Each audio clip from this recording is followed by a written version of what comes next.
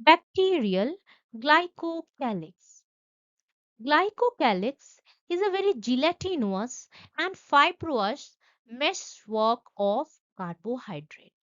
Carbohydrate की एक network रहती है, एक मेशवर्क रहती है, that is present outside the bacterial cell wall या outer membrane के ऊपर रहती है, and this gelatinous layer, it keeps the bacterial cell hydrated. Also, कोई भी न्यूट्रिएंट लॉस ना हो, ये भी ध्यान रखता है ये glycocalyx. And those bacteria that have glycocalyx in them, they are protected from phagocytosis by our immune cell.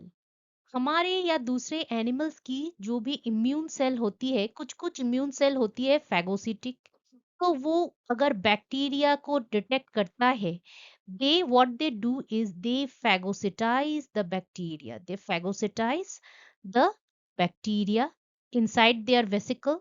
And this phagosome, ये जो phagosome हो गया, that gets fused with human with the lysosome in the cell. और हमको पता है कि this lysosome, it contains what? It contains digestive enzymes. ये है phagosome and this is a lysosome. Lysosome जैसे ही फ्यूज होता है phagosome के साथ, inside our cell what it does is that this lysosome, it degrades the bacteria. Bacteria की death इधर ही हो जाती है. पर अगर कोई बैक्टीरिया के ऊपर ये ग्लाइकोकैलिक्स की लेयर है, तो ये फैगोसिटोसिस से बच सकता है. अपार्ट फ्रॉम दैट, बैक्टीरिया के अलावा भी बहुत सारे ऐसे ह्यूमन में भी बॉडी सेल्स ऐसे हैं, जैसे endothelial cells, our endothelial cells, they also have a this proteinaceous layer जिसको ग्लाइकोकैलिक्स बोलते हैं, but that is totally different in function. वहां पे क्या होता है, हमारे सेल बॉडी में जो ग्लाइकोकैलिक्स है, that mostly it performs the function of cell recognition, cell to cell communication, या सेल को एडहेशन करने में हेल्प करता है. So we see that bacterial glycocalyx is entirely different in function from the glycocalyx in animals. Hello friends, I'm Dr. Ayantika Das and welcome to Botany with Ayantika. This today's topic, bacterial glycocalyx, ये तो BSc first sem की और MSc में भी syllabus है, पर many questions are related questions we are seeing in the CSI net also. So अगर CSI net में भी आप appear कर रहे हैं, तो this topic is also important for you. So let's begin the video about this glycocalyx. So this is how the glycocalyx looks. See, this is the bacterial cell. This is the bacterial cell, and this diffused layer, this is the glycocalyx. And this outer coating, ये अगर ये cell wall की ऊपर, cell wall या outer membrane, cell wall या outer membrane of bacteria, इसके ऊपर ये डिपॉजिट होता है, depending whether the bacterial cell is gram positive या gram negative. So this is the outermost coating of the bacteria. इसको हम पेरीसेलुलर मैट्रिक्स भी बोल सकते हैं. और ये glycocalyx, whether it is very compact or not, it is named differently. अगर बहुत ही कॉम्पैक्ट है, तो इसको हम बोलते हैं कैप्सूल, और बहुत ही डिफ्यूज लेयर है, then we call it slime layer. So basically, glycocalyx is two types. First one is we call capsule, which is a very compact, and if it is very diffuse, then we call it a slime layer. So this about the composition, what it is made up of. See, glycocalyx, it is made up of two words: glycose, which means sugar, and calyx, which means an outer covering or husk. So from the name itself, पता ही चल रहा है कि this is made up of mostly sugar and it is the outer covering. So basically, it will contain the various polysaccharides, these polymers of carbohydrate like oligosaccharide, lipopolysaccharide, और इसमें थोड़ा protein भी रहेगा along with the sugar content. So glycoprotein and peptidoglycans are there. Apart from that, it also contains some amount of lipids, that is the glycolipid. So इसमें protein, lipid and sugar तीनों की ही intermix रहता है, पर majority of the composition is sugar. तो क्योंकि this is made up of polysaccharides, polypeptides, so they can be stained with ruthenium red. ruthenium red जो है ये एक polycationic dye है, and this inhibits the uptake of calcium. And if we stain it with ruthenium red, then only glycocalyx it becomes visible. So the glycocalyx, depending upon the constitution, कैसा मतलब ज़्यादा compact है and firmly attached to the cell wall, then it is called capsule. Here in this diagram, we can see that this is this layer is the capsule on the bacteria. On the other hand, अगर ये जो glycocalyx काफी diffuse है, loosely bound है, then it is called the slime layer. So this is the slime layer and this one is the capsule. So capsule is very compact and slime layer it is very loose and it has got different function. The slime layer ये क्या करता है? It protects the bacteria from water loss as well as nutrition loss. और ये जो capsule है ये water loss और न्यूट्रिशन लॉस को तो बचाता है ही, बैक्टीरिया को वाटर लॉस और न्यूट्रिशन लॉस से. ऊपर से ये क्या करता है? This helps in adhesion of bacteria to any surface, ताकि कभी बैक्टीरिया जो है एक बार एडहेशन हो गया तो it will not be flushed out by the external environmental fluids. So this type of capsule, it will help the bacteria to form a layer over the any surgical instrument, या हमारे body के जो endothelial cells है उसके ऊपर भी attach करने में कौन सा हेल्प करेगा? ये कैप्सूल हेल्प करेगा. ऊपर से कैप्सूल अगर रहती है तो ये जो हमारे हमारे जो बॉडी में इनेट और एडेप्टिव इम्यूनिटी है, इसको भी ये क्या कर सकता है? It can get protected from this adaptive and innate immunities in our body. जैसे हमारे जो innate immunity, हमारी जो immune system है, तो that is mostly पहले पहले मतलब when a bacteria attacks, तो तब क्या होता है? तब innate immunity होता है, that is a very generalized immunity. फिर जैसे ही we are getting exposed to the same bacteria again and again, then क्या हो जाता है? adaptive immune system काम में आता है. So both innate and adaptive immunity, इन दोनों से ही इनिशियली तो बैक्टीरिया बच जाता है ड्यू टू दिस कैप्सूल. क्यों? क्योंकि बैक्टीरिया के सरफेस में सेल जो सेल वॉल है या आउटर मेम्ब्रेन है, उसमें कुछ कुछ प्रोटीन्स रहते हैं जिसके कुछ कुछ पार्ट्स को हम बोलते हैं PAMP, that is pathogen associated molecular pattern. जो कि एक identifiable feature of the bacteria, that ये this is say for example this is a E. coli और this is a corynebacterium. ये हमको पता चलता है by specific clamps on their cell wall. अब इस पैम्प को रिकॉग्नाइज करता है क्या?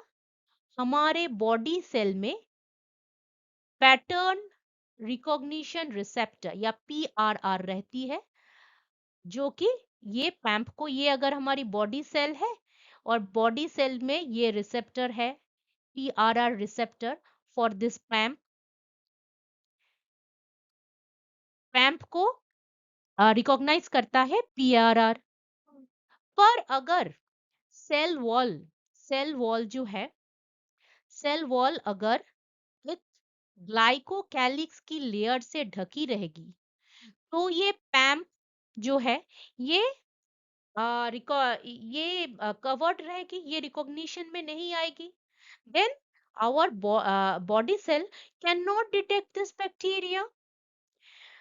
सिमिलरली, अगर एक मतलब हमारे बॉडी एक पर्टिकुलर बैक्टीरिया के लिए कंसंट्रेशन बहुत ही बढ़ जाता है, देन व्हाट हैपेंस, ये जो ग्लाइकोकैलिक्स जो है, इसमें भी कुछ प्रोटीन्स रहते हैं। प्रोटीन्स की भी कुछ एक पर्टिकुलर पार्ट से, for example this part of the protein, so certain antibodies, specially IgG जो है, ये क्या करता है, this can detect portion of the certain protein, certain domain of the protein of the glycocalyx also, या glyco भी sugar की एक साइड चेन जो है, इसको ये डिटेक्ट कर लेता है। कौन डिटेक्ट कर लेता है? आईजीजी, एंटीबॉडी जी। तो ये क्या करता है, इसको डिटेक्ट करने के बाद इसमें क्या करते हैं, इसमें ऑप्सोनिन ऑप्सोनिन डाल देता है। ऑप्सोनिन जैसे ही डाल देता है, तो that bacterial cell, it gets earmarked कि ये फॉरेन सेल है। Then what it does is, so ये marking is the entire process is called opsonization. So एक बार it is getting marked, the bacterial cell gets marked, then what it does is that the phagocytic cells of our body, they they engulf this bacteria.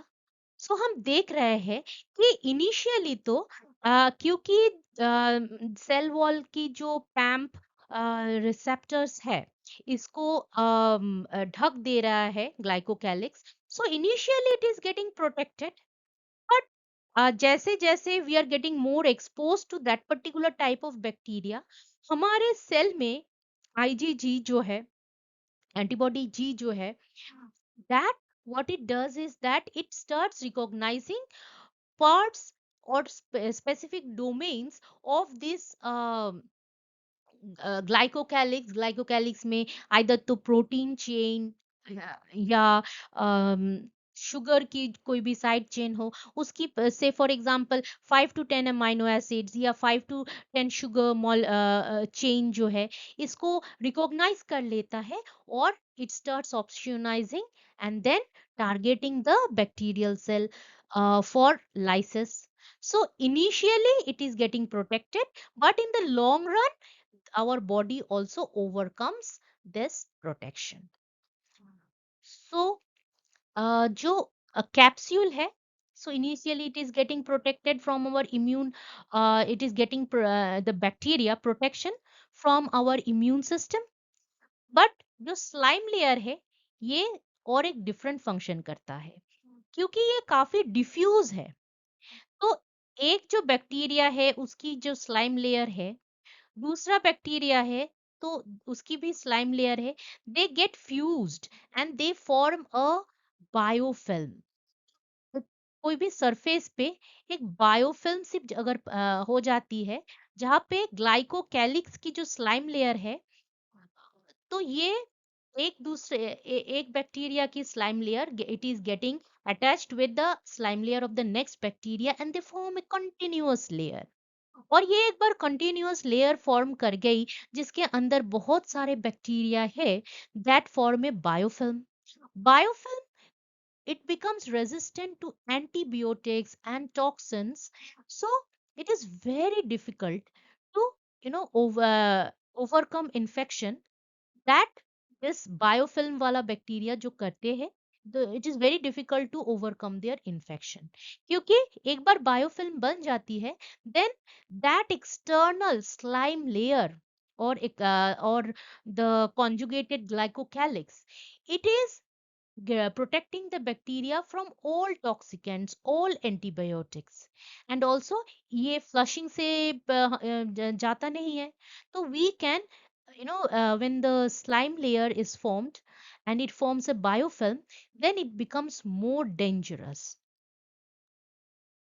So about the function, so this glycocalyx, एक तो ये it keeps the bacterial cell hydrated and it traps the nutrient, ये तो मैं बार बार बोल ही चुकी हूँ। ऊपर से it helps in cell to cell recognition, मतलब अगर एक बायोफिल्म बनती है तो बायोफिल्म में जो बैक्टीरिया है, तो उनके आपस में जो क्रॉस टॉक होती है बाय रिलीजिंग केमिकल्स, एक बैक्टीरिया है वो कुछ केमिकल्स भेजा इन द एक्सटर्नल एनवायरनमेंट, सो दूसरा बैक्टीरिया उसको रिसीव किया, दूसरा bacteria, and again it sent back some other signals. So this crosstalk is called quorum sensing, क्योंकि ये एक ग्लाइकोकैलिक्स की लेयर के अंदर है, स्लाइम लेयर के अंदर है, so that chemical signal that is sent by bacteria for talking to each other, that is not lost to the environment, so ये cell to cell communication, bacteria to bacteria communication जो है, इसको help करता है। ऊपर से कोई भी फिजिकल इंजरी हो या केमिकल अटैक, जैसे पीएच चेंज से भी बचाता है। तो अगर कंडीशन बहुत ही अल्कलाइन है या कंडीशन बहुत ही एसिडिक है, तो दोनों कंडीशन में बैक्टीरिया को कोई इफेक्ट होने वाला नहीं है, क्योंकि इसकी जो है आउटर कवरिंग है ग्लाइकोकैलिक्स की है, या फिजिकल इंजुरी से भी ये बचाता है। ये ग्लाइकोकैलिक्स जो है एक दूसरे बैक्टीरिया की जो जुड़ जाते हैं, तो entire colony it develops into a biofilm, जो कि मैं डिस्कस कर ही चुकी हूँ। ये एक सिंगल बैक्टीरियल सेल है, ये एक बायोफिल्म है।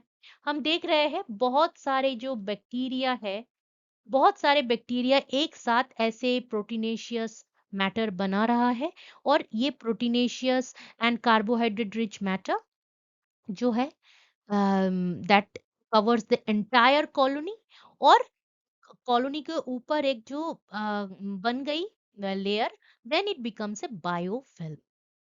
सो the glycocalyx it protects the bacteria from phagocytosis।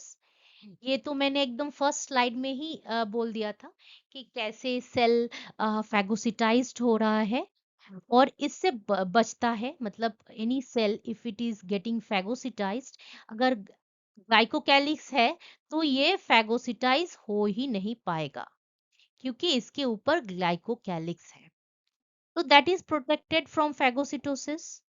अगर कैप्सूल है तो पैम्प जो है, सेल वॉल के ऊपर जो पैम्प है, ये ढक जाता है, ये भी मैंने लास्ट स्लाइड में बताया है।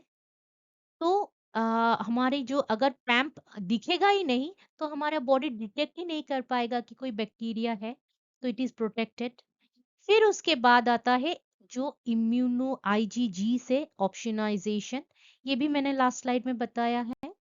एंड देन बायोफिल्म की बात, biofilm is very important, next slide में देखते हैं। स्ट्रक्चर ऑफ ग्लाइकोकैलिक्स, ये तो ग्लाइकोकैलिक्स एनिमल ग्लाइकोकैलिक्स दिखाया गया है, पर if you consider it is a bacterial glycocalyx, तो ये जो लेयर है, ये है आउटर मेम्ब्रेन ऑफ बैक्टीरिया, उसके ऊपर ग्लाइकोप्रोटीन, ग्लाइकोलिपिड और कार्बोहाइड्रेट की चेन अटैच रहती है, and this layer, this entire layer, they form the, what they form is, they form the glycocalyx, अब ग्लाइकोकैलिक्स की कोई भी से for example any carbohydrate side chain that is recognized by virus. तो virus जो है, जो वायरस बैक्टीरिया को अटैक करता है, इसको बोलते हैं हम लोग bacteriophage. So if this bacteriophage it recognises part of glycocalyx of the bacteria, it can attack that bacteria. So ऐसा नहीं है कि ग्लाइकोकैलिक्स है तो मतलब bacteria is protected, bacteria gets protection some to some extent, but कभी कभी ये glycocalyx that helps in identification of the bacteria, identification of bacteria by this virus, या say for example this is the human cell। तो bacteria की कोई भी सिर्फ for example bacteria की जो ग्लाइकोकैलिस की से फॉर एग्जांपल ग्लाइकन या मैनन वाला एक साइड चेन जो है, ये हमारे बॉडी की से for example this is the IgG. so that IgG it recognizes a part of glycan or mannan of the glycocalyx। जैसे ही ये रिकॉग्नाइज कर सकता है तो ये ऑप्शनाइजेशन मतलब it is targeting that bacteria, it is marking uh marking the bacteria कि ये बैक्टीरिया है to the other immune cell so that they can easily phagocytise. So this is basically how the things work. इसके diagram से मैंने समझाया अभी। तो apart from that glycocalyx बहुत सारे सेल्स बैक्टीरियल सेल्स की अगर ग्लाइकोकैलिक्स आपस में जुड़ जाती है, एक कॉलोनी की ग्लाइकोकैलिक्स जुड़ जाती है तो they form A film over the substrate. और ये जो है इसको हम बायोफिल्म बोलते हैं। बायोफिल्म में पर्टिकुलर स्ट्रेन की ही बैक्टीरिया नहीं रहती, बहुत सारे स्ट्रेन्स की बैक्टीरिया एक साथ भी रह सकती है। और जनरली ये जो है ये कार्बोहाइड्रेट ही ज्यादा रहती है ऐसे बायोफिल्म्स में। एक्स्ट्रा सेलुलर जो मैट्रिक्स रहती है वो mostly it is of sugar, specially in Streptococcus. पर अगर कुछ कुछ ऐसे बैक्टीरिया भी देखा गया है जहाँ पे glycocalyx is mostly proteinaceous, for example E coli की डिफरेंट स्ट्रेन्स हो, Salmonella, Mycobacterium. so these biofilms they have either polysaccharide in they are polysaccharide in nature या proteinaceous in nature, amyloid fibroids fibres create करेंगे। तो बहुत सारे bacteria जो एक colony form किया, उसके ऊपर एक ग्लाइकोकैलिक्स की लेयर बन गई, दैट इज बायोफिल्म बन गया। That biofilm is very important for the bacteria क्योंकि इसमें आपस एक दूसरे से कम्युनिकेट कर सकता है, that is quorum sensing. Quorum sensing, so one bacteria is communicating with another bacteria and that signal that chemical signal it is not lost to the environment। क्यों? क्योंकि ये प्रोटेक्टेड है by the extracellular glycocalyx matrix in the biofilm। ऊपर से ये है तो antibiotic या toxin that is also not been able to reach the bacteria. Bacteria को टॉक्सिन या एंटीबायोटिक रीच नहीं कर पाता तो इट इज गेटिंग प्रोटेक्टेड। ऊपर से इधर जो भी न्यूट्रिएंट्स है that can not go out and so it is trapping the nutrient as well as trapping the water inside this। so अंदर में बाहर जितना भी कंडीशन खराब हो बायोफिल्म के अंदर न्यूट्रिएंट और वाटर बराबर से एक ही लेवल पे रहती है। ऊपर से if they're in a biofilm तो कोई भी केमिकल या फिजिकल प्रोसेस से अगर हम चाहे तो बायोफिल्म को रिमूव नहीं कर सकते। Biofilm cannot be removed by physical or chemical agents। And क्योंकि ये बहुत ही क्लोज एसोसिएशन में रहते हैं and this is entirely covered, so ये अपना जो immune system immune system, specially जो आईजीजी है या कॉम्प्लीमेंट कॉम्प्लीमेंट सिस्टम, ये दोनों को ही इजीली एक्टिवेट नहीं करता। ये बायोफिल्म अगर फॉर्म हो जाता है तो bacteria can remain in the body for a long time undetected by the immune cells of our body. Biofilm formation, कोई भी बैक्टीरिया जो है, by the use of flagella it swims to a substratum. जैसे ही कोई substratum reach किया जहाँ पे बहुत सारा अच्छा न्यूट्रिएंट्स है, बैक्टीरिया ने सेंस करके वैसे वाले सबस्ट्रेटम में आ पहुंचा, and then if there is more than one or two of this type of bacteria, they starts losing their flagella। जो flagella पहले था, after reaching the particular environment, अच्छा जहाँ पे न्यूट्रिएंट और वाटर दोनों ही है और कंडीशंस आर सुइटेबल, तो it loses its flagella and it starts quorum sensing. मतलब ये क्या करता है, एनवायरनमेंट में कोई भी बैक्टीरिया हो केमिकल सिग्नल्स छोड़ता है और that is received by another bacteria कि हाँ, condition is good and we can start living here. तो जैसे ही ये आपसी बातचीत हो जाती है, कोरम सेंसिंग हो जाता है, then the bacteria starts secreting external polysaccharides, external polypeptides, proteins और शुगर की एक मिक्सचर ये बाहर छोड़ने लगता है। एंड दैट ग्लाइकोकैलिक्स या स्लाइम लेयर बोलिए, ये that is protecting all these cells, और ये एक लेयर जैसा बना लेते हैं और इसके अंदर bacteria starts reproducing, increasing its number. जैसे ही ये ऐसा करने लगता है, धीरे धीरे इसकी जो है नंबर बढ़ती जाती है and the biofilm that is formed it starts maturing. जैसे ही बायोफिल्म मैच्योर हो रहा है, नंबर ऑफ सेल्स इंक्रीज हो रही है, ओवरक्राउडिंग हो जाती है, then it does is that some of the new bacterial cells that are formed, they start producing their flagella again।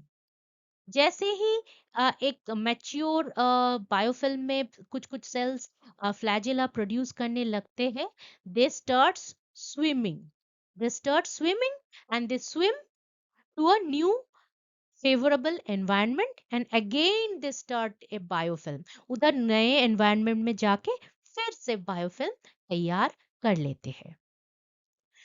So that was all about glycocalyx। दोनों type के glycocalyx जैसे slime layer and capsule, और ये glycocalyx external secretion करके कैसे biofilm बना लेता है। तो it was all about this topic.